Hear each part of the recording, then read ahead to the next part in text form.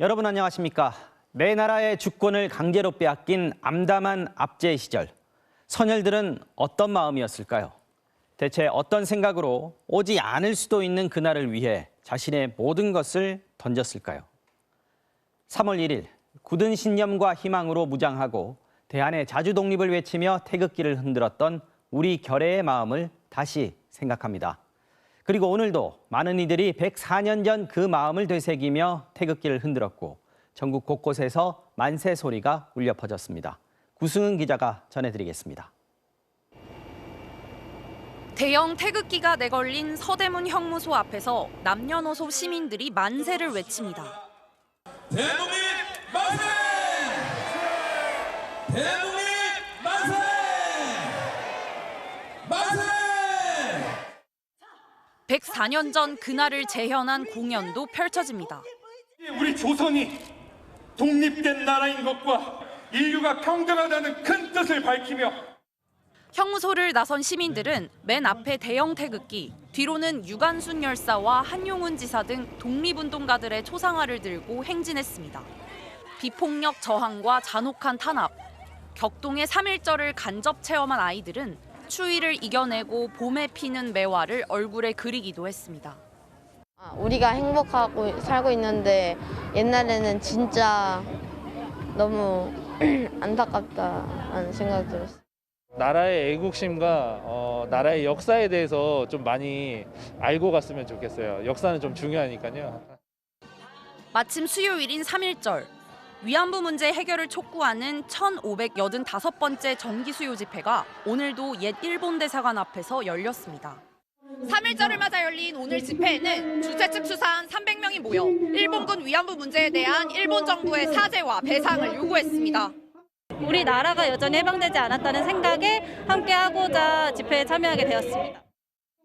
피해자 이용수 할머니도 3년 만에 참석해 윤석열 대통령에게 문제 해결을 촉구했습니다.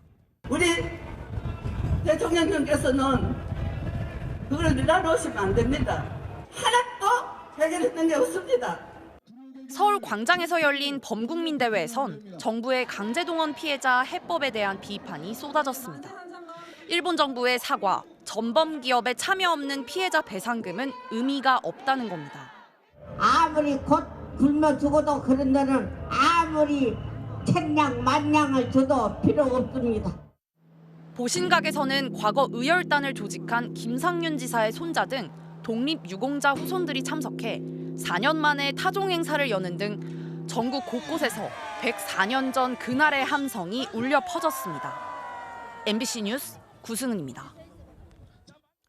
윤석열 대통령은 3.1절 기념식에서 일본은 과거 군국주의 침략자에서 지금은 안보와 경제 등의 협력 파트너가 됐다고 말했습니다. 한미일 안보 협력을 강조하며 한일 관계의 변화 필요성을 언급한 건데요. 하지만 강제징용이나 위안부 문제 등 양국의 민감한 현안에 대해선 아무 말도 하지 않았습니다. 이기주 기자의 보도입니다. 취임 후 처음으로 맞은 3.1절 기념사에서 윤석열 대통령은 일본과의 협력에 방점을 찍었습니다. 일본은 과거의 침략자가 아니라 협력 파트너가 됐다고 강조했습니다. 일본은 과거 군국주의 침략자에서 우리와 보편적 가치를 공유하고 안보와 경제 그리고 글로벌 아젠다에서 협력하는 파트너가 되었습니다. 이어 안보 위기에서 한미일 3자 협력이 그 어느 때보다 중요해졌다며 지난해 8.15 경축사에 이어 한일 관계 개선 의지를 거듭 내비쳤습니다. 또 일본의 국권을 상실했던 역사는 우리가 세계사의 변화에 제대로 준비하지 못했기 때문이라고 말했습니다. 세계사의 흐름을 제대로 읽지 못하고 미래를 준비하지 못한다면 과거의 불행이 반복될 것이 자명합니다. 우리의 과거를 되돌아보아야 합니다. 기념사에서 강제징용이나 위안부 피해자에 대한 공식 사과 등 한일 간 민감한 현안은 언급되지 않았습니다. 전임 대통령들이 취임 첫 해 3.1절 기념사를 통해 일본을 가해자로 규정하고 과거사 인식을 비판했던 것과는 큰 대조를 보였습니다. 가해자와 피해자라는 역사적 입장은 천년의 역사가 흘러도 변할 수 없는 것입니다. 가해자인 일본 정부가 끝났다라고 말해서는 안 됩니다. 윤 대통령은 또 3.1 만세운동도 자유로운 민주국가를 세우기 위한 독립운동이라고 평가하는 등 5분 남짓한 기념사에서 자유를 8번 언급했습니다. MBC 뉴스 이기주입니다. 야당은 역대 최악의 3.1절 기념사였다고 목소리를 높였습니다. 특히 윤 대통령이 세계의 변화를 읽지 못해 국권을 잃었다고 말한 대목에선 이게 3.1절에 할 소리냐며 역사관이 의심스럽다고 비판했습니다. 여당은 미래지향적인 연설이었다고 평가했습니다. 김재경 기자입니다. 3.1절 기념식에 참석했던 이재명 대표는 이후 트위터에 윤석열 대통령의 기념사를 듣다가 귀를 의심했다고 썼습니다. 특히 세계사의 변화를 못 읽어 국권을 상실했다는 대목을 겨냥해 일제 침략을 정당화하는 데 쓰였던 사관이라고 날을 세웠습니다. 당 대변인도 대통령의 역사관이 의심스럽다고 비판해 가세했습니다. 일본의 침략을 우리 탓으로 돌리는 듯한 말투입니다. 식민 지배를 정당화하는 논리입니다. 일본이 침략자에서 협력 파트너가 됐다는 발언에 대해서도 비판이 이어졌습니다. 일본은 강제징용이나 위안부 피해자에 대해 제대로 사과도 배상도 않고 상처를 덧내고 있는데 대통령 기념사만 보면 상처가 깨끗이 아문 듯하다며 꼬집었습니다. 정의당도 이게 3.1절에 대통령이 할 얘기냐며 혹평했습니다. 오늘 아침 저와 우리 국민들은 역대 최악의 3.1절 기념사를 들어야 했습니다. 과거 청산의 의지는 단 한 군데에서도 읽어볼 수 없었습니다. 윤 대통령이 펼친 논리는 과거 친일파들의 주장과 너무나 닮았다며 비뚤어진 역사관을 반성하고 사과하라고 비판했습니다. 반면 국민의힘은 윤 대통령이 오로지 국익적 관점에서 나아갈 방향을 제시했다고 평가했습니다. 갈등과 대립의 연속이 아닌 역사에서 교훈을 찾고 미래지향적인 우리의 방향을 제시한 것에 큰 의미가 있습니다. 또 야권의 비판에 대해서는 국민보다 정파를 우선하고 국제 정세를 읽지 못하는 지엽적인 시각이라고 반박했습니다. MBC 뉴스 김재경입니다.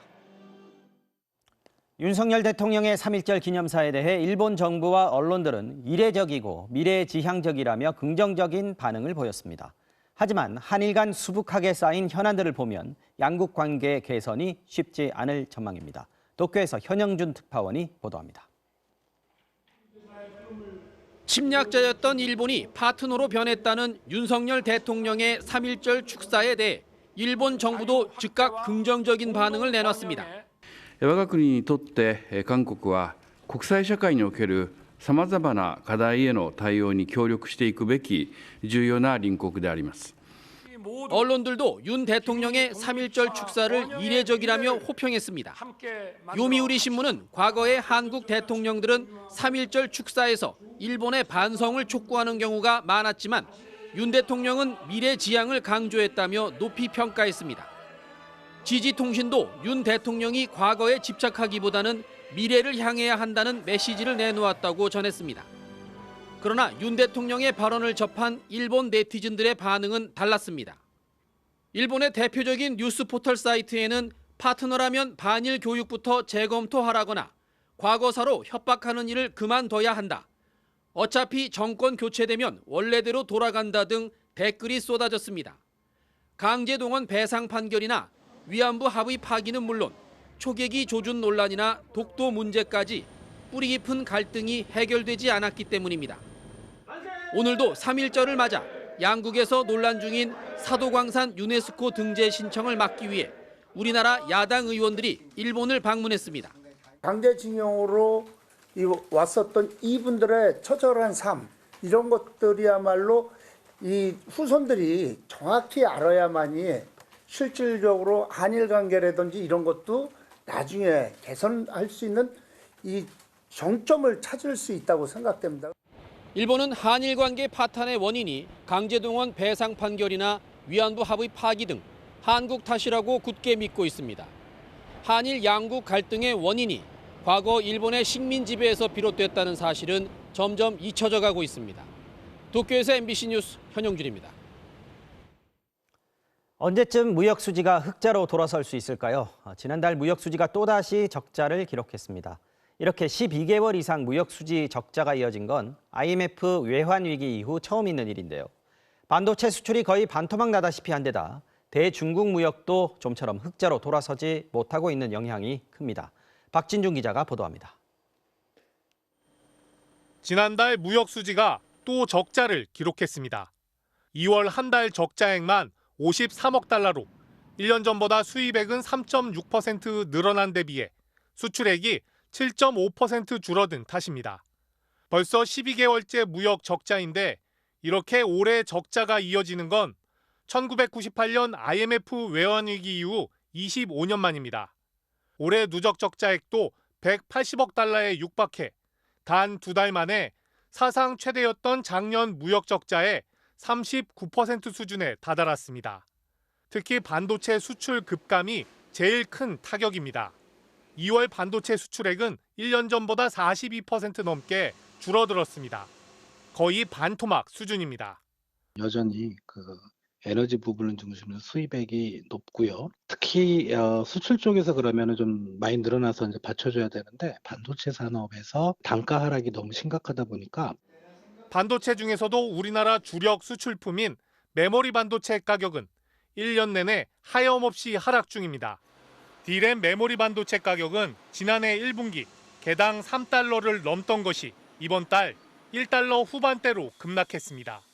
경기 침체 탓에 컴퓨터, 모바일 기기 판매가 줄어든 데다 빅테크 기업들도 서버 투자를 미루고 있습니다.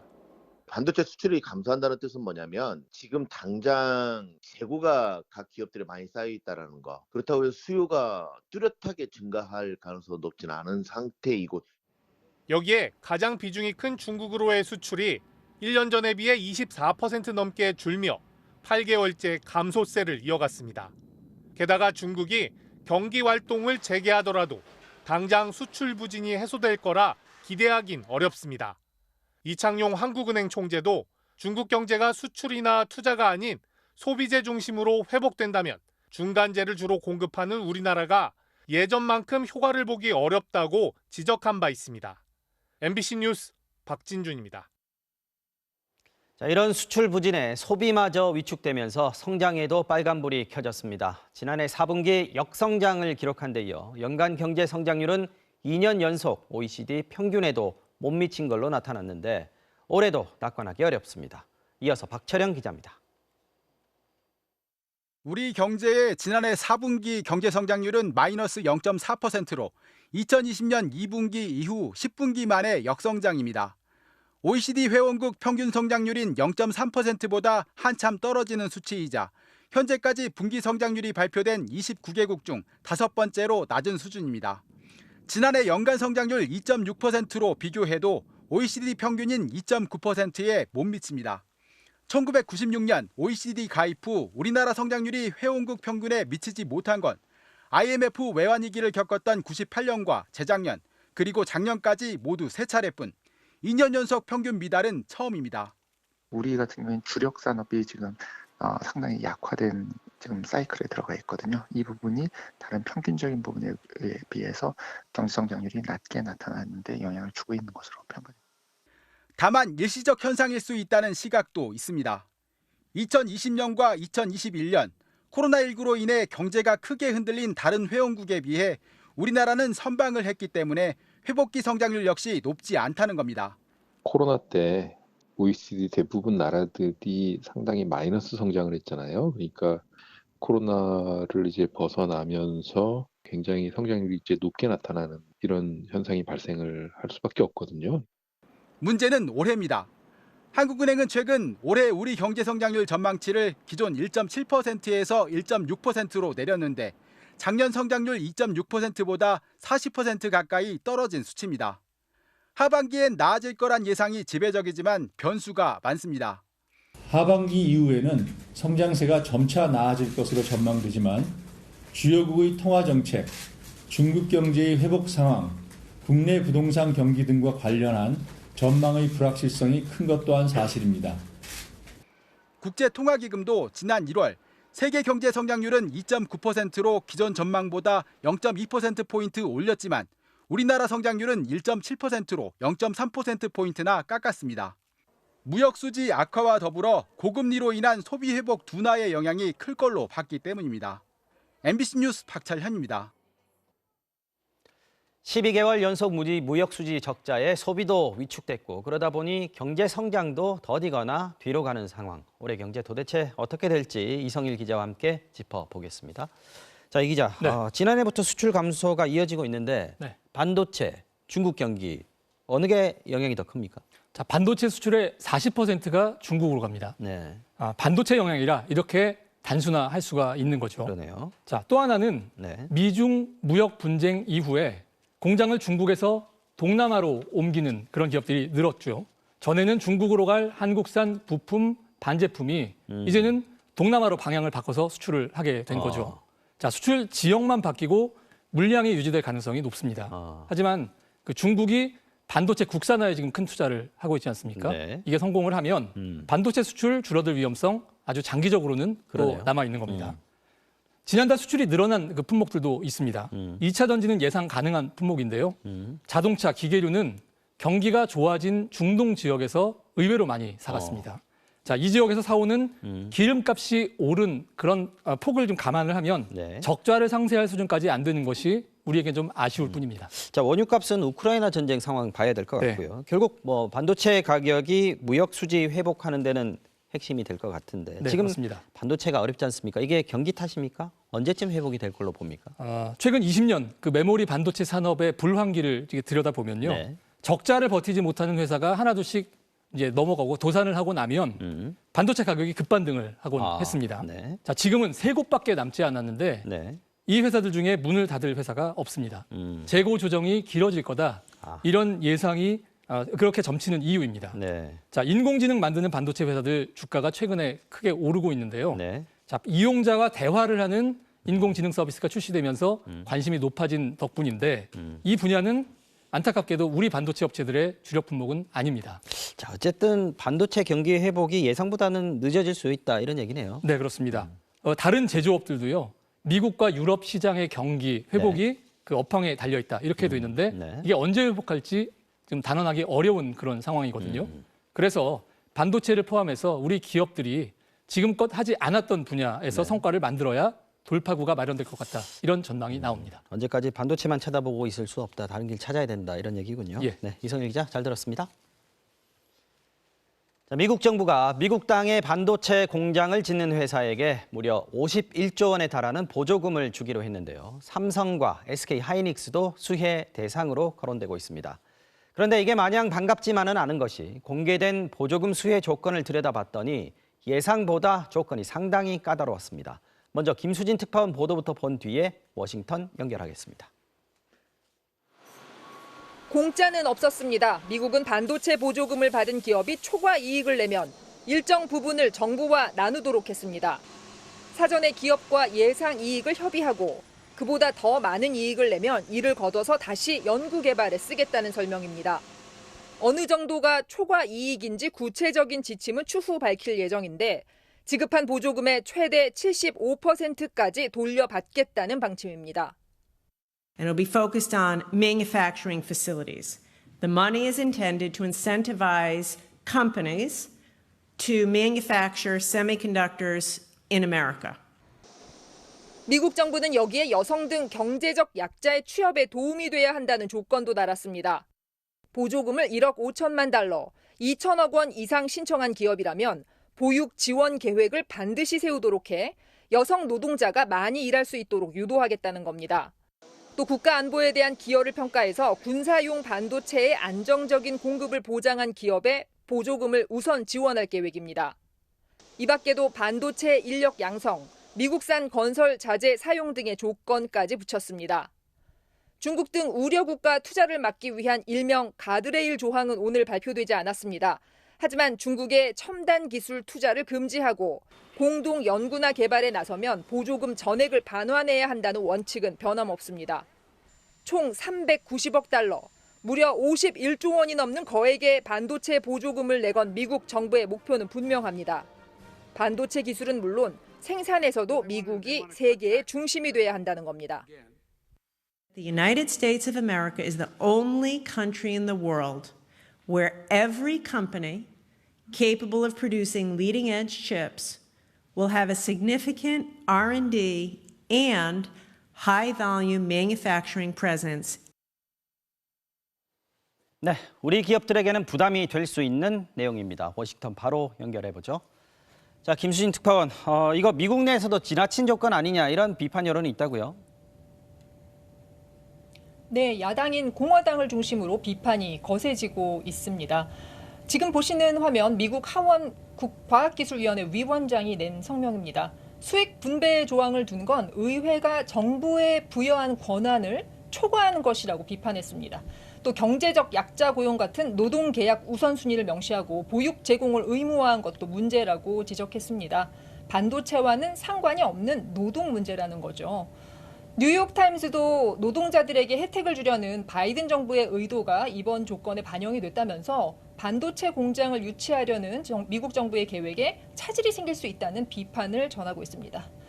기업들은 신중하게 결정한다는 입장입니다. 삼성이 받을 수 있는 보조금이 최소 3조 원 이상이 될 것으로 추정이 되는데요. 텍사스주에 지금 짓고 있는 공장 투자액이 22조 원입니다.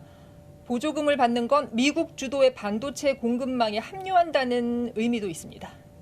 자, 그래서 미국의 반도체 지원 법안 이번에 들어있는 이른바 가드레일 조항 말이죠. 걱정이 되는데 결국 우리 기업들 미국 보조금 받으려면은 중국에 있는 반도체 공장은 결국 포기를 해야 되는 겁니까?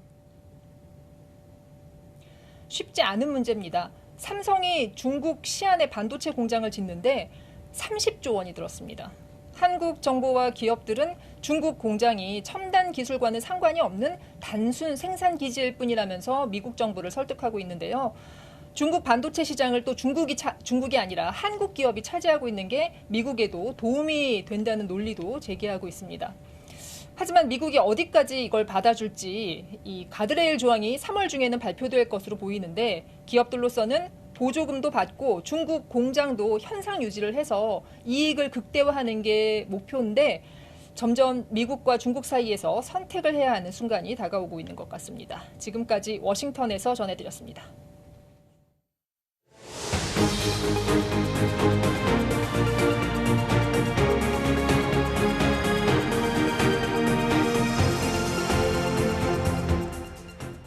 국민의힘 당권 주자인 안철수 후보가 대통령실을 정면으로 비판하고 나섰습니다. 대통령실이 전당대회 과정에 개입했다면서 부당한 개입이다, 불공정하다고 말했습니다.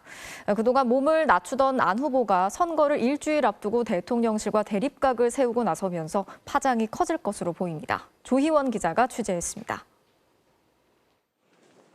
안철수의 진심이라며 페이스북에 올린 글입니다. 이번 전당대회는 여러모로 낯설다면서 대통령실과 비대위, 선관위 모두 공정하지 않다고 느끼는 건 자신만의 피해의식이냐고 적었습니다. 윤한연대에 대한 정무수석의 지적에 대해선 대통령실의 부당한 개입이라고도 했습니다. MBC와의 통화에서도 안 후보는 참아왔던 비판을 쏟아냈습니다. 우선 노골적으로 대통령을 앞세우고 있는 김기현 후보에게는 말 한마디 않고 대통령실이 자신만 문제 삼았다고 했습니다. 윤심 판거는 다른 후보가 많이 팔았는데 그분은 공격 하나도 안 당했죠. 그 과정도 모멸적이었다고 했습니다. 정무수석까지 나서가지고 가만히 있으면 아무 일도 없을 거라고 사실 모멸적인 발언인데 당 선거관리위원회 역시 땅 투기 의혹을 제기한 황교안 후보가 아닌 안 후보만 경고했다고 비판했습니다. 사실 그 문제 맨 먼저 꺼내고 강하게 꺼낸 건 황교안 전 대표가 하셨고 그다음에 저는 거기에 대해서 해명의 기회를 드린 건데 오히려 경고는 저만 받았거든요. 선거 초반 윤한연대를 내세웠던 안 후보는 대통령과 후보가 동격이냐는 파상 공세에 그런 표현은 더 이상 쓰지 않겠다고 몸을 낮췄습니다.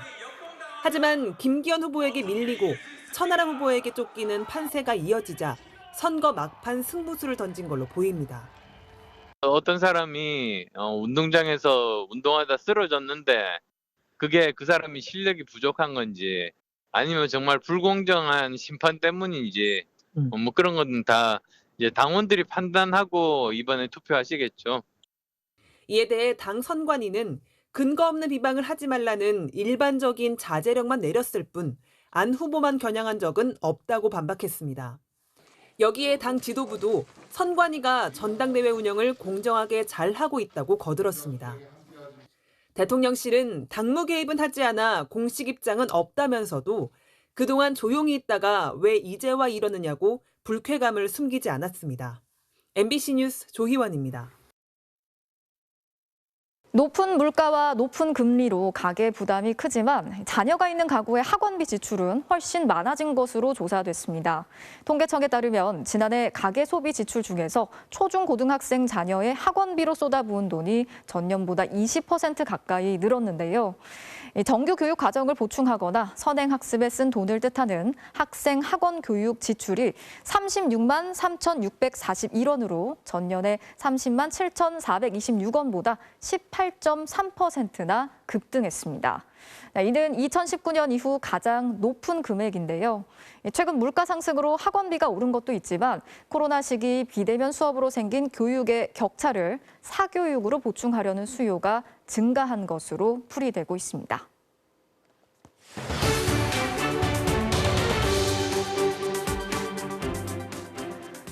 국가수사본부장에 임명된 지 하루 만에 낙마한 정순신 변호사. 아들의 학교폭력 문제를 두고 집요한 소송전을 벌인 사실이 논란이 되고 있죠.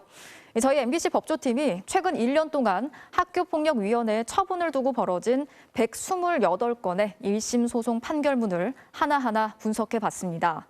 학교폭력위원회의 처분에서 1심 판결까지 평균적으로 1년이 넘게 걸린 것으로 나타났는데요. 이렇게 법적 다툼으로 시간이 흐르는 사이 피해를 호소하던 학생이 스스로 생을 마감하는 안타까운 사건도 있었습니다. 먼저 정상빈 기자가 집중 취재했습니다. 친구들이 자신을 따돌리고 SNS와 전화로 욕설을 한다고 호소했던 중학교 2학년 학생. 학교에 신고했지만 학교폭력위원회는 증거가 부족하다며 학교폭력으로 인정하지 않았습니다. 어머니는 학교와 교육청이 사건을 제대로 조사하지 않았다며 소송을 냈습니다. 학폭위 처분에서 1심 선고까지는 1년하고도 2달이 걸렸습니다. 법원은 어머니가 낸 소송을 각하했습니다. 학폭위에 재심을 청구하며 법적 대응을 시작했을 무렵 피해 학생은 아파트 정원에서 숨이 끊어진 채 발견됐습니다. 피해자가 없는데 학교폭력인지 따져봐야 아무 법적 이익이 없다는 이유였습니다. MBC가 법원 판결문 열람 시스템을 통해 학폭위 처분에 대한 소송 중 최근 1년 사이 선고된 판결 128개를 전수 분석했습니다. 108건은 가해 학생이 징계가 무겁다며 낸 소송이었는데 75%가 기각 또는 각하됐습니다. 절차적 문제가 있는 경우가 아니라면 대부분 징계를 그대로 유지했지만 그 사이 시간은 흘러갔습니다. 학폭위 처분에서 1심 판결까지 걸린 시간은 평균 12.3개월, 1년 넘게 걸렸습니다. 2심과 3심까지 수년이 걸릴 수도 있는 겁니다. 한 기숙사형 고교에선 학생 한 명에게 빨래와 화장실 청소는 물론 안마까지 시키고 라이터와 스프레이로 불길을 쏘는가 하면 성기를 때리고 음식을 입에 우겨넣는 등 종합적인 학교폭력 사태가 발생했습니다. 가해 학생은 전학을 가라는 학폭위 결정에 반발해 소송을 냈고 법원은 결정 뒤 1년 6개월이 걸려 졸업할 때가 다 돼서야 소송을 기각했습니다. 아주 명백한 경우에도 행정소송이나 심판 등을 제기해서 절차를 지연시키면서 그 과정에서 피해 학생에 대한 적절한 그 보호 조치나 분리가 이루어지지 않으면 피해 학생의 피해는 계속 더 악화될 수밖에 없는 상황. 1심 선고까지 가장 오래 걸린 시간은 36개월, 꼬박 3년이었습니다. 35건의 판결은 이미 가해 학생이 학교를 졸업한 뒤 내려졌습니다. MBC 뉴스 정상빈입니다.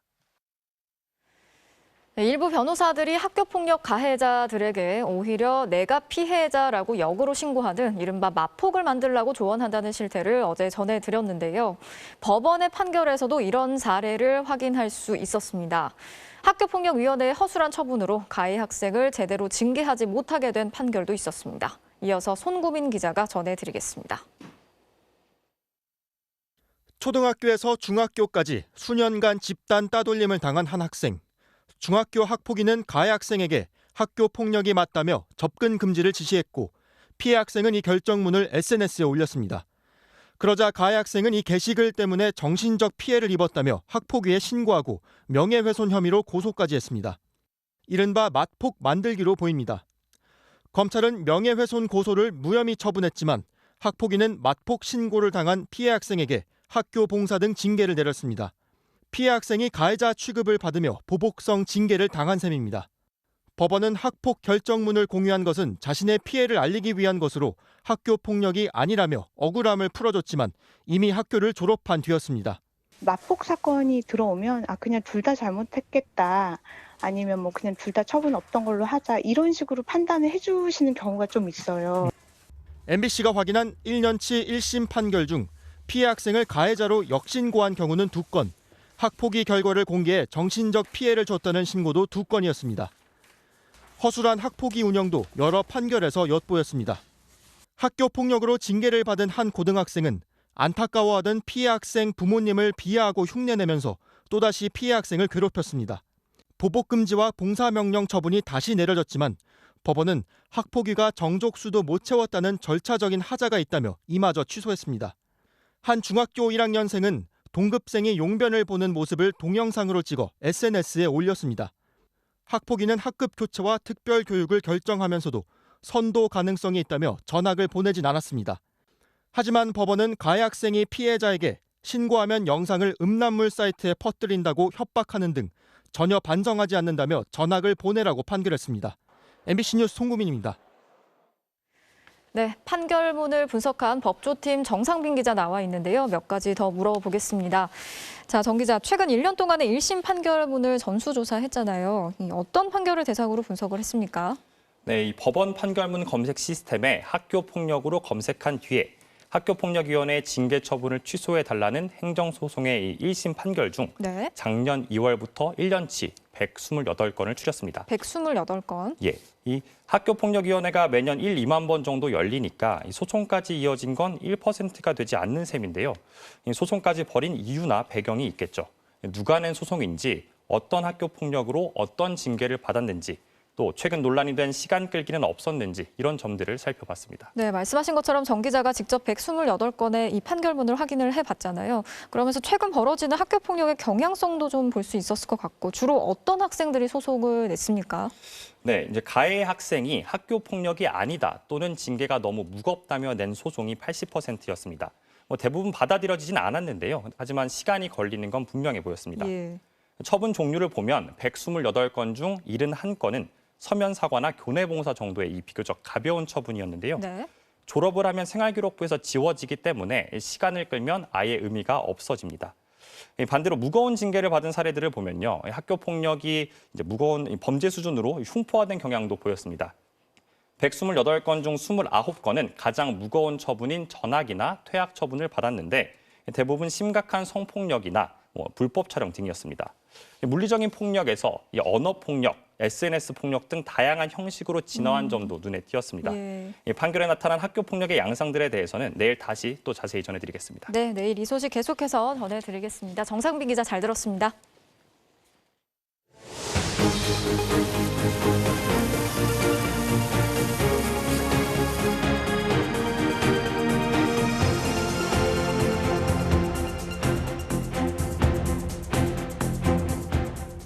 흐렸지만 포근했던 3.1절. 시민들은 3.1절의 의미만큼이나 성큼 다가온 봄날도 즐겼습니다. 개학을 앞두고 문구류 등을 준비하려는 어린이와 학부모들의 발걸음도 분주했습니다. 신준명 기자가 취재했습니다. 대형 태극기 앞에 모인 시민들이 저마다 태극기를 흔들고 있습니다. 독립문 방향으로 걸어가면서 104년 전 그날의 만세삼창을 느껴봅니다. 충남 천안의 독립기념관 앞에서도 3.1운동을 재현한 마당극이 펼쳐졌습니다. 모여든 시민들은 그날의 장면에서 눈을 떼지 못하며 선열들의 뜻을 기렸습니다. 나들이 객들로도 곳곳이 붐볐습니다. 구름이 내려앉은 북한산 정상에 등산객들이 몰려들었습니다. 북한산 정상의 태극기 아래에서 사진을 찍는 3.1절 등산객들의 모습은 평소보다 좀 더 특별해 보였습니다. 경기도의 한 농장체험 테마파크에서는 어느덧 부드러워진 땅에서 냉이를 캐며 이른 봄을 느끼는 시민들도 보였습니다. 알록달록한 한복을 입고 경복궁을 찾은 나들이객들. 저마다 사진을 찍으며 추억을 남기고 K-팝에 맞춰 춤도 추면서 3.1절을 기억에 남기고 있었습니다. 유관순 열사를 제가 존경해가지고 형무소에 갔다가 왔어요. 춤춘 건 어떻게 생각하게 된 거예요? 이모가 사진 찍는다고 한번 쳐보라고 해서 쳤어요. 도심 공원에도 시민들의 발걸음이 이어졌습니다.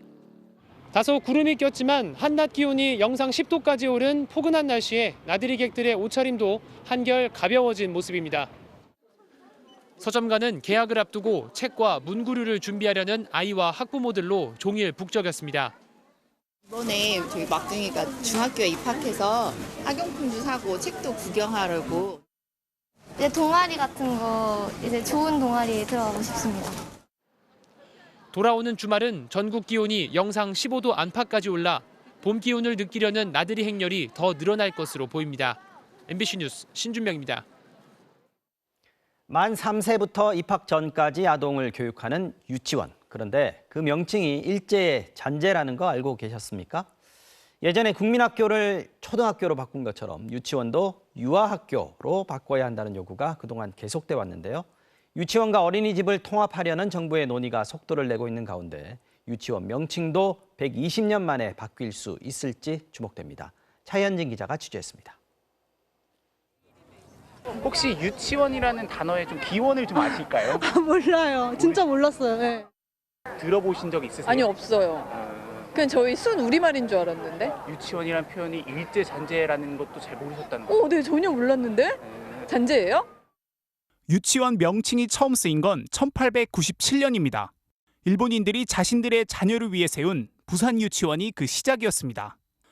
독일의 유아교육기관인 킨더가르텐, 독일어로 어린이들의 정원이라는 뜻인데 일본식 한자로 바꾼 겁니다. 일본어로는 요치엔이라고 발음됩니다. 이후 120여 년간 굳건한 표준어로 쓰였습니다. 유치원이라는 단어를 어릴 때부터 계속 듣고 자랐는데 그게 일제 잔재인지는 몰랐습니다. 하지만 유아교육계에선 명칭을 바꿔야 한다는 요구가 그동안 계속되었습니다. 일제 잔재인 것부터 꺼림칙하지만 현실과도 맞지 않는 명칭이라는 의견입니다. 유아교육법상 엄연히 학교로 규정된 교육기관으로서의 의미가 드러나지 않는 데다 유치라는 단어 자체에도 미숙하다는 의미가 담겨 있어 적절치 않다는 겁니다. 우리나라처럼 유치원을 쓰던 중국의 경우는 1945년에 유아원이라고 바꿨습니다. 우리 역시 30년 전 황곡신민학교의 준말인 국민학교를 초등학교로 바꾼 바 있습니다. 이제부터는 국민학교라고 하는 명칭 대신에 초등학교라고 하는 새 이름을 사용하시기 바랍니다. 교육계에선 지난 2005년 광복 60주년 시민공모전에서 당선된 유아학교라는 명칭을 선호하고 있습니다. 꼭 유아학교로 명칭을 바꿔서 유초 중고가 학교 체제 안에 바로 설 수 있도록 그 부분을 이제 속히 좀 해주셨으면 하는 바람입니다. 정부가 유치원과 어린이집을 통합해 유아교육의 질을 높이는 방안을 추진 중인 가운데 이번에는 명칭 변경이 이루어질지 주목됩니다. MBC 뉴스 차현진입니다. 러시아 곳곳이 밤새 드론 공습을 받아서 피해를 입었습니다. 우크라이나 전쟁 이후 처음으로 수도인 모스크바 인근까지 뚫렸는데요. 러시아는 공격의 배후로 우크라이나를 지목했지만 우크라이나는 아직 입장을 내놓지 않고 있습니다. 윤성철 기자가 전해드리겠습니다. 러시아 본토 크라스노다르의 밤하늘에 느닷없이 드론 2대가 나타났습니다. 아슬아슬하게 건물 위를 저공 비행하더니 거대한 폭발음이 연이어 들립니다. 드론의 공습으로 유류 저장 시설에서는 시뻘건 화염이 잇따라 치솟았습니다. 러시아 수도 모스크바에서 불과 100km가량 떨어진 콜롬나에서도 드론이 목격됐습니다. 드론이 주유소를 살짝 비켜나 떨어지면서 인명피해는 없었지만 크렘린궁 코앞이 뚫릴 때까지 무방비였습니다. 우크라이나 국경과 인접한 벨고로드에서는 주민들이 놀라 대피하기도 했습니다. 러시아 본토가 직접 공습을 받은 건 대략 2달 만입니다. У этого изделия еще работал двигатель, моторчик. Поэтому был ли это моторчик или еще что-то иное, мы не стали вникать. 러시아 제2의 도시 샹트페테르부르크에서도 한바탕 소동이 빚어졌습니다. 상공에서 미확인 물체가 확인돼 항공기 운항이 전면 중단되고 전투기까지 출격한 겁니다. 라디오와 TV 채널까지 누군가에 의해 해킹되면서 가짜 공습 경보까지 잇따라 송출됐습니다.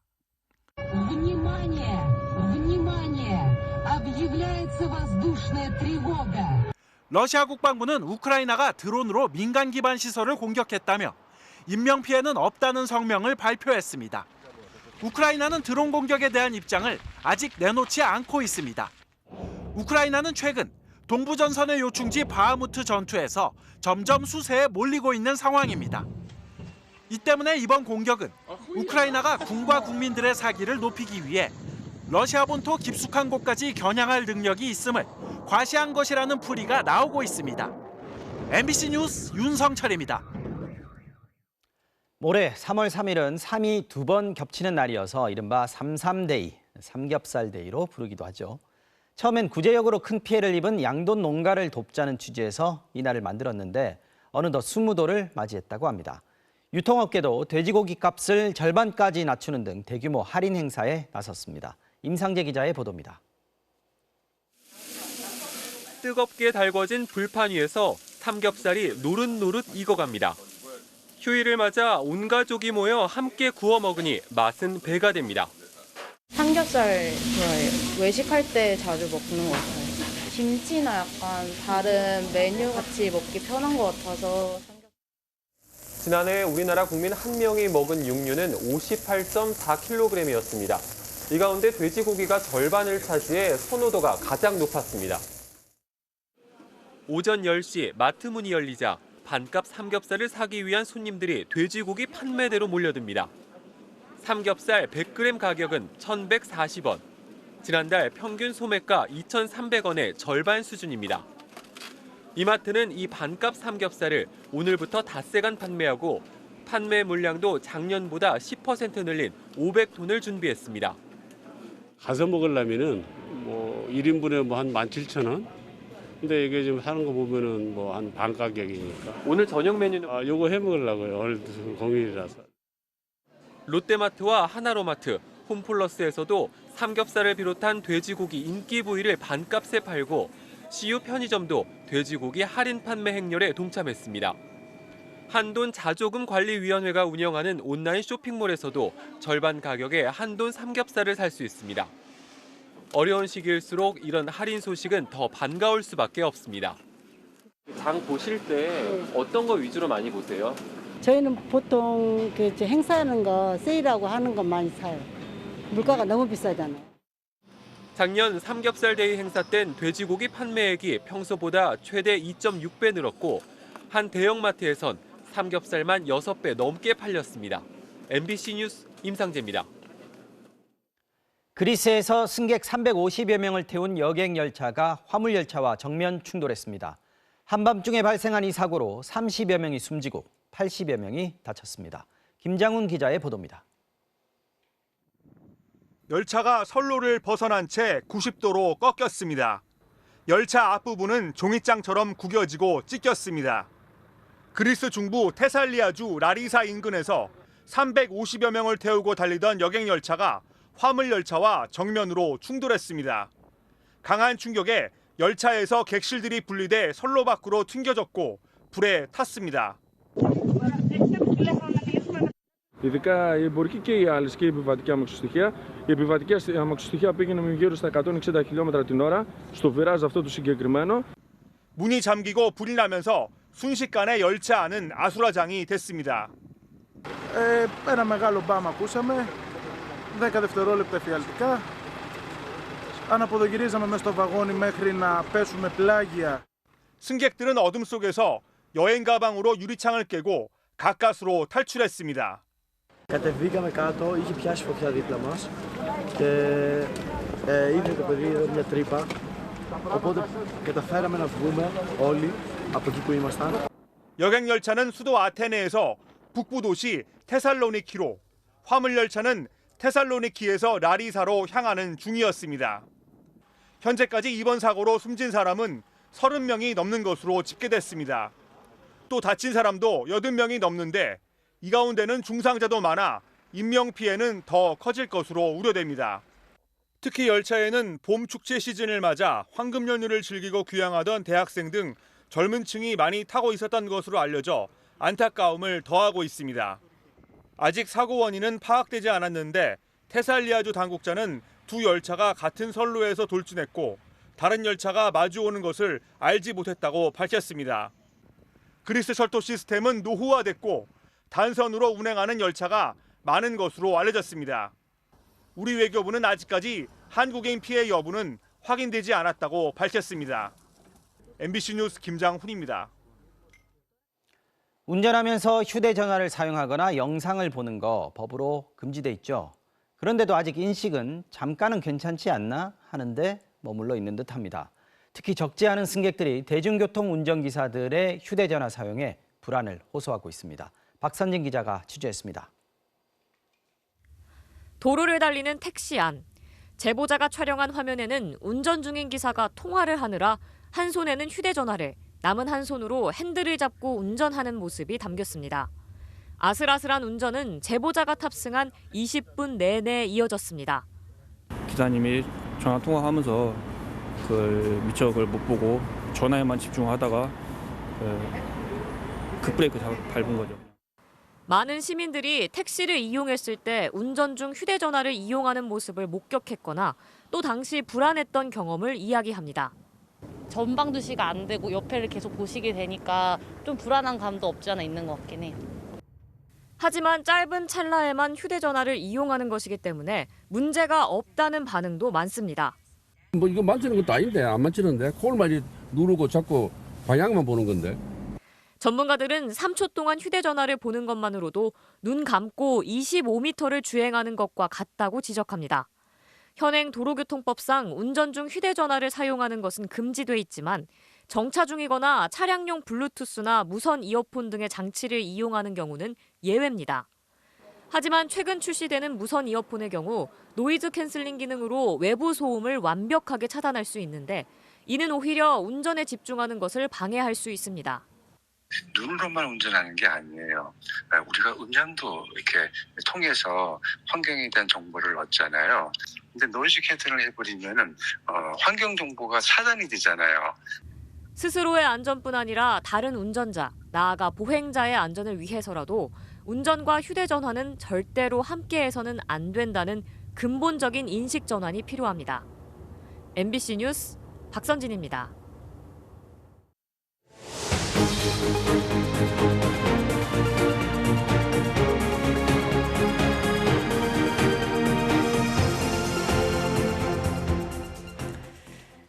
목포시가 500억 원의 예산을 투입해서 근대 역사 문화 공간을 만들고 있습니다. 관광객도 유치하고 지역 활성화를 하겠다는 건데 정작 관광객들을 위한 화장실 부지는 한 곳도 마련하지 않았던 것으로 드러났습니다. 양현승 기자가 현장 취재했습니다. 목포 시내의 낡은 건물을 보수하는 작업이 한창입니다. 근대 건축물을 목포시가 사들인 뒤 축구장 6개 크기 면적을 전시와 상업 공간으로 탈바꿈시켜 새로운 관광지로 만들겠다는 계획입니다. 그런데 둘러봐도 화장실을 만드는 공사는 눈에 띄지 않습니다. 화장실 예정 부지도 없습니다. 알고 보니 화장실을 지을 땅이 애초부터 없었던 것으로 드러났습니다. 사업 초기엔 화장실 6곳을 짓겠다는 계획이 있었지만 4년 뒤 실제 공사를 진행하던 중 화장실을 지을 부지가 없다는 사실을 깨달은 겁니다. 화장실이? 네. 필요한데 지금 우리가 좀 땅을 매입해서 해야 되는데 지금 당장에 매입하기가 좀 쉬운 일이에요. 전시관 만들 건물 매입에만 신경 쓰다 보니 화장실 공간을 아무도 생각하지 못했다는 건데 부랴부랴 화장실 부지를 알아보려 해도 땅값은 이미 2~3배 뛴 상황. 소유자들이 한 금액을 벌려고 하고 있기 때문에 감정평가보다 막 2배, 3배를 좀 불러보지 않습니까? 결국 울며 겨자 먹기로 5억여 원의 예산이 투입된 고 건물 1층에 화장실을 짓겠다는 고육책을 내놨습니다. 우선 계획에는 근대 역사 자재 전시관 이런 형태로 지금 계획은 돼 있는데 그 이제 한쪽에다 입구 쪽에다는 거기다가 이제 공중 화장실 하나 필요하겠다. 문화재청은 목포 근대역사문화공간 사업에 최근 5년간 95억 원의 예산을 지원했고 전라남도도 39억여 원을 보태줬습니다. MBC 뉴스 양현승입니다. 경기도 부천의 한 다세대 주택에서 30대 엄마와 어린 2 자녀가 숨진 채 발견이 됐습니다. 현장에서는 신변을 비관하는 내용의 유서가 나왔습니다. 이유경 기자가 취재했습니다. 어젯밤 9시 반쯤 경기도 부천시의 한 다세대 주택에서 119 신고가 접수됐습니다. 퇴근 후 집에 와보니 아내와 자녀들이 숨져 있었다는 한 남성의 다급한 목소리였습니다. 남편분이 전화하셔갖고 빨리 와달라고 주소 말씀하시고 계속 이제 그렇게 해갖고 전화를 하셨어요. 출동한 구급대는 30대 여성과 6살, 3살 아이가 집안에 쓰러져 있는 것을 확인하고 즉각 병원으로 옮겼지만 3명 모두 숨졌습니다. 당시 여성과 아이들은 방 안에 별도로 설치된 텐트 안에서 발견됐습니다. 현장에선 여성이 쓴 것으로 보이는 유서 6장도 발견됐는데 경제 문제 등 신병과 관련한 내용인 것으로 알려졌습니다. 여성의 가족은 사회복지 대상자는 아니었고 주변에 경제적 어려움을 호소한 적도 없는 것으로 전해졌습니다. 기초생활수급자나 복지 대상인지를 파악을 해봤는데 지금 대상자는 아니에요. 평소 아이들을 기억하고 있던 주민들은 갑작스런 사건에 놀란 모습이었습니다. 애들이 참 이쁘게 생겼어. 여자분 감정해요. 말도 없고 내성적이고 다른 말 한 적이 없어. 한 주민은 사건 당일 아이들이 유치원에 가지 않은 것 같아서 이상하게 생각했다고 밝히기도 했습니다. 그 시간에 애들이 유치원을 갔어야 되는데 안 가고 뭘 사갖고 오더라고. 경찰은 주변 CCTV 등을 분석한 결과 타살 가능성은 없는 것으로 보고 정확한 사망 원인을 파악하기 위해 부검을 실시할 계획입니다. MBC 뉴스 이유경입니다. 겨울철 마라도를 찾아오는 뿔새오리라는 철새가 있습니다. 전 세계적으로도 개체수가 많지 않아서 우리나라에서도 천연기념물로 지정돼 있는데요. 이 마라도의 길고양이들이 뿔새오리를 위협한다는 지적이 제기가 되면서 결국 고양이들을 섬 밖으로 이주시키는 작업이 시작됐습니다. 이따금 기자가 현장에서 전해드리겠습니다. 우리나라 최남단의 마라도. 주민 80여 명이 사는 작은 섬에 동물보호단체와 공무원들을 태운 바지선이 들어옵니다. 마라도에 사는 길고양이를 데리러 온 겁니다. 동물보호단체 회원들이 포획틀 안에 먹이를 넣고 마라도 곳곳에 설치합니다. 잠시 뒤 펜션 마루 아래 숨어있는 고양이 한 마리가 간식을 빤히 쳐다보며 주위를 살핍니다.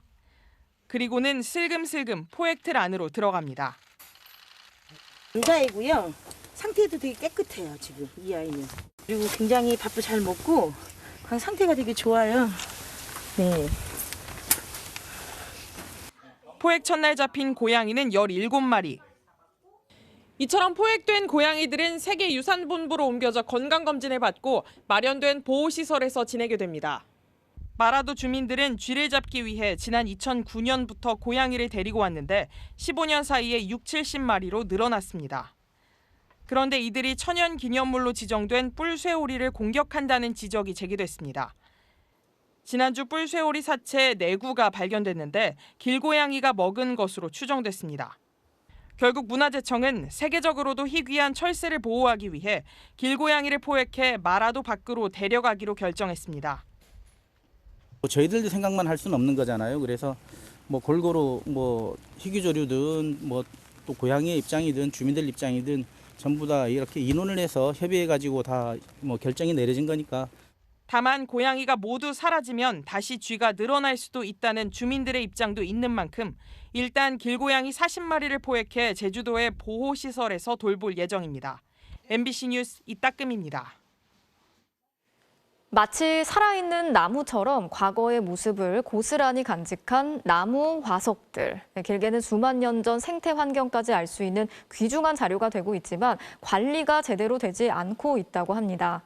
천연기념물 수준의 대형 화석들조차 길가에 그냥 방치돼 있는 상황인데 어떻게 된 일인지 이규설 기자가 현장 취재했습니다. 어른 12명이 손을 잡고 서 있습니다. 길이 10m가 넘는 우리나라에서 발견된 가장 큰 나무 화석입니다.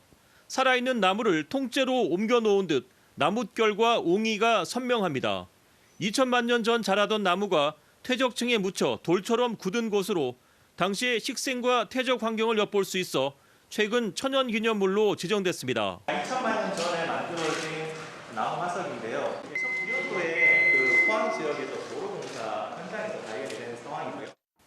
나무 화석이 처음 발견된 장소인 포항시 동해면 금광리 마을을 찾았습니다.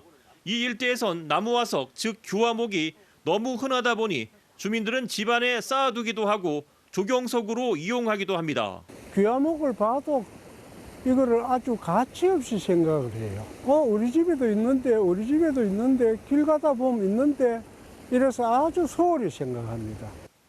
최근에는 10여 년 만에 초대형 나무 화석이 새로 발견됐습니다. 땅 위로 노출된 부분만 5m에 이르고 천연기념물로 지정된 금광리 나무 화석처럼 나무의 형태가 그대로 보존되어 있습니다. 작년에 그 흰남노 태풍이 지나가고 보니까 그거 둘러패니까 갑자기 엄청난 게 초대형이 나오더라고요. 이렇게 크기가 큰 교화목이 발견된 것은 포항에서도 10여 년 만의 일이어서 학계에 관심이 집중되고 있습니다. 하지만 아무런 보존 대책이 없이 방치되고 있어 철저한 보존 대책을 세워야 한다는 지적입니다. MBC 뉴스 이규설입니다. 행동주의 펀드. 단순히 주식을 사고 파는 게 아니라 경영에 적극적으로 개입을 해서 기업이 주식 가치를 끌어올리게 만드는 방식으로 이익을 거두는 펀드를 말하는데요. 3월 주주 초계 시즌을 앞두고 행동주의 펀드들 그리고 소액 주주들의 목소리가 부쩍 커지고 있습니다. 김아영 기자가 취재했습니다. 차파트너스 자산운용은 지난달 15일 남양유업에 일반 주주 지분 절반을 주당 82만 원에 공개 매수하라고 요구하고 나섰습니다. 요구 당시 주가는 50만 원대 후반, 2년 전 80만 원까지 올랐던 주가가 경영권 분쟁으로 많이 떨어졌으니 회사가 책임을 지라는 겁니다. 주당 1,000원 정도인 배당도 2만 원으로 올려줄 것을 제안했습니다. 제품은 훌륭한데 우수한데 그 경영진의 여러 가지 이슈들 때문에 불매운동도 일어났던 기업이고 소수 주주권이 좀 침해됐다고 판단해서 이런 제안이 가능한 건 차파트너스가 남양유업 지분 3%를 보유했기 때문입니다. 이처럼 지분을 사들인 뒤 경영에 개입해 주주 가치를 끌어올리는 방식으로 이익을 거두는 펀드를 행동주의 펀드라 부릅니다. SM엔터테인먼트엔 지배구조 개선을, 7개 금융지주엔 배당 확대를 요구하고 나선 온라인 파트너스, BYC의 부당 내부거래 근절을 위해 법률 전문가를 감사위원으로 추천하도록 제안한 트러스톤 자산운용도 행동주의 펀드입니다. 최근엔 소액 주주들이 모여 주주 제안을 하는 경우도 늘어 10여 개 상장사에 제안서를 제출한 것으로 알려졌습니다. 계속 지금 주주 제안서를 작성하는 종목도 있고 개인 투자자들의 의식이 깨어나서 최근에는 회사에 대해서 적극적인 목소리를 내고 있는 중입니다. 과거 행동주의 펀드를 기업 사냥꾼, 먹튀 등 부정적으로 보던 시각은 최근 많이 달라졌습니다. 2020년 이후 개인 투자자가 급증한 이후 주주 가치 제고에 대한 공감대가 형성됐기 때문입니다. 잘못된 경영을 바로잡을 수 있다는 것도 장점입니다. 다만 단기간 주가를 올린 뒤 차익만 거두고 사라지는 경우도 배제할 수는 없습니다. 단기적으로 시세 차익이 생기면 바로 엑시트를 해버린다고 하면 좀 문제가 될 수 있는 여지가 있겠죠. 그런 사례도 좀 많이 있었던 편이고. 대주주 쪽으로 기울어진 운동장의 수평을 맞추는 데 필요한 과정이라는 점은 부정하기 어렵습니다.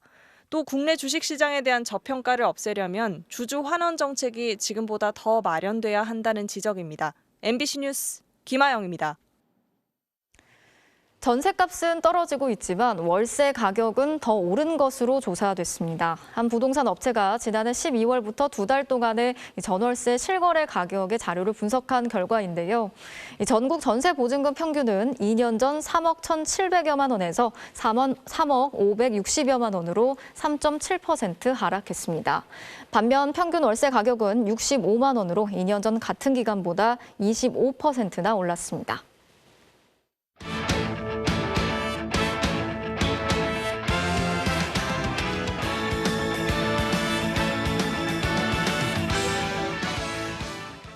수요일 밤 스포츠 뉴스입니다. 애리조나 전지훈련을 마친 WBC 대표팀이 조금 전 인천공항을 통해 들어왔습니다. 미국 국내선의 기체 결함으로 귀국 일정이 꼬였지만 선수들은 밝은 미소를 잃지 않았습니다. 송기성 기자입니다. 기체 결함이라는 예상치 못한 변수를 만나 출발 35시간 만에 인천에 도착한 WBC 대표팀. 몸도 마음도 지쳤지만 이강철 감독은 오히려 소중한 시간이었다고 되돌아봤습니다. 힘든 상황에서 참 좀 좋은 모습도 많이 봤어요. 한 팀이 대가는구나도 많이 느끼고 서로 많이 도와주고 많이 챙기고. 대표팀의 주축 선수인 이정후도 자신보다 형들을 먼저 챙겼습니다. 저는 젊어서 괜찮은 것 같은데요. 형들이 문제인 것 같습니다. 이게 이동 시간이 좀 길고 또 대기 시간이 좀 너무 힘들어가지고 그런 거 빼고는 막 재밌는 이야기도 많이 하고 그냥 즐겁게 왔던 것 같습니다. 오전에 먼저 입국한 원태인은 이제 좋은 일만 있을 거라며 다짐을 새롭게 했습니다.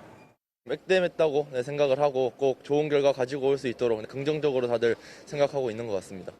같은 비행기를 타고 합류한 빅리거 김하성은 동료들과의 호흡을 기대했습니다. 대표팀 선수들 다 친하게 지내는 선수들이기 때문에 반갑고 잘 해서 미국까지 같이 갔으면 좋겠습니다. 우여곡절 끝에 완전체가 된 대표팀은 내일 고척돔에서 본격적인 훈련에 돌입합니다. MBC 뉴스 송기성입니다. 세인트루이스의 토미 에드먼 선수도 대표팀 일정에 맞춰 입국했는데요. WBC를 앞둔 마음가짐이 대단했습니다.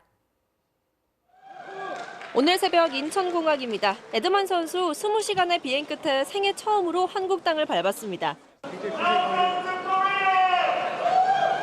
I knew there was going to be a few people here, but this is way more than expectation. And I can just see from this how much everybody, how excited everybody is about the tournament. 한국에 오기 전부터 어머니를 통해 나름의 준비도 했다고 하네요. She's kind of helped me out with a couple of the Korean culture, primarily making sure I'm bowing plenty, especially with people who are older than me. 모든 면에서 대표팀에 헌신하겠다는 에드먼. 한일전 승리에 대한 의지도 충분했습니다. World Baseball Classics, you can see how high the energy is in the stadium when Korea and Japan are playing against each other. But I'm sure I won't fully be able to appreciate that until we're actually playing the game at the Tokyo Dome. 필리핀과 일본 혼혈인 자신의 아내에게 단단히 당부도 했다고 하네요. I had to make sure to tell her that you have to root for Korea, you can't root for Japan in this one. 팬들에게 20분이 넘도록 알찬 팬 서비스까지 보여준 에드먼 선수. 내일 대표팀 유니폼을 입은 모습도 기대가 됩니다. 클린스만 감독 이전에 우리 축구대표팀을 이끌었던 유일한 독일 출신 감독이죠. 슈틸리케 전 감독이 독일 현지 언론을 통해 한국 축구에 대한 속내를 털어놓았습니다. 김태훈 기자입니다. 독일 출신으로는 역대 두 번째로 대표팀 감독으로 선임된 클린스만. 독일 현지 언론은 클린스만에 앞서 지난 2014년 우리 대표팀의 지휘봉을 잡았던 첫 독일인 감독 슈틸리케를 만나 이야기를 전했습니다. 슈틸리케는 임기를 다 채우지는 못했지만 한국에 대한 기억은 긍정적이었다고 말문을 열었습니다. 그런데 최근 한국 축구를 어떻게 보고 있는지 묻는 질문에 독특한 답을 내놓았습니다. 슈틸리케는 남과 북이 나뉘어 있는 한국의 긴장 상태가 삶뿐만 아니라 축구에도 영향을 미치고 있어 수비는 훌륭하지만 공격은 창의성이 부족하다는 다소 의아한 분석을 내놓았습니다. 이번 선임 과정에서 후배 클린스만 감독과 직접 연락한 적은 없다면서도 유럽이나 미국과는 완전히 다른 곳이기 때문에 직접 한국에서 지내며 일상을 느껴야 한다는 조언도 덧붙였습니다. 또 손흥민이 없으면 한국의 공격은 마비된다며 대표팀의 현실을 꼬집으면서도 손흥민이 독일어와 영어를 완벽하게 구사하기 때문에 팀을 이끄는 데 많은 도움을 받을 수 있다고 귀뜸하기도 했습니다. 슈틸리케 감독은 우리 대표팀과 결별한 뒤 중국 리그를 끝으로 3년 전 지도자 생활에서 은퇴한 바 있습니다. MBC 뉴스 김태훈입니다. 3초 만에 경기 분위기를 뒤바꾼 환상적인 원더골로 토플레이 출발합니다. 풀럼과 리즈의 FA컵 16강전입니다. 0대0으로 맞선 전반 21분 풀럼의 팔리냐가 환상적인 중거리 슈팅을 꽂아넣습니다. 공을 뺏자마자 곧바로 오른발로 감아찼는데요. 제대로 걸렸는지 궤적이 정말 예술이었습니다. 단 2번의 볼터치로 만든 원더골로 분위기를 가져온 풀럼. 후반 9분 추가골까지 터뜨려 기분 좋게 8강에 진출합니다. 다음은 2년 만에 우승에 도전하는 레스터시티와 2부 리그 블랙번의 대결입니다. 예상과 달리 블랙번이 경기를 압도하는데요. 전반 33분 상대 수비 실수를 틈타 선제골을 뽑아내더니 후반 7분에 밀집 수비를 뚫어내고 집념의 추가골까지 집어넣습니다. 원정에서 이변을 일으킨 블랙번이 8강행 티켓을 확보합니다. 마지막은 요즘 맹활약 중인 미토마의 감각적인 어시스트입니다. 수비 뒷공간을 파고드는 스피드에 절묘한 원터치 패스까지 거의 골이나 다름없는 플레이네요. 지금까지 투플레이였습니다. K리그2 신생팀 충북 청주FC가 개막전에서 서울 이랜드를 꺾고 역사적인 첫 승을 거뒀습니다. 수요일 밤 스포츠 뉴스였습니다.